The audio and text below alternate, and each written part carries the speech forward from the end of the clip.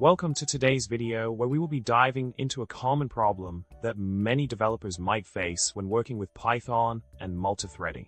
The problem we will be addressing is related to acquiring and releasing the global interpreter lock, GIL, in Python, which can lead to a deadlock situation in certain scenarios.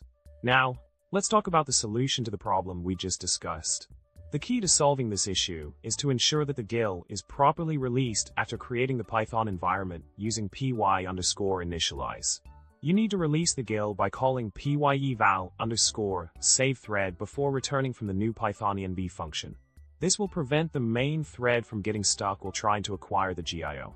In addition to releasing the GIO, it is crucial to acquire the GIL before calling py_finalize in the destructor to avoid memory leaks.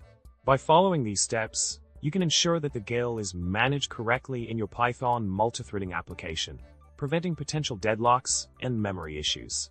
In summary, it is essential to release the GIL after initializing the Python environment and acquire it before finalizing the Python interpreter to prevent deadlocks and memory leaks. I hope this video has been helpful in understanding how to handle the GIL in a multi-threaded Python application.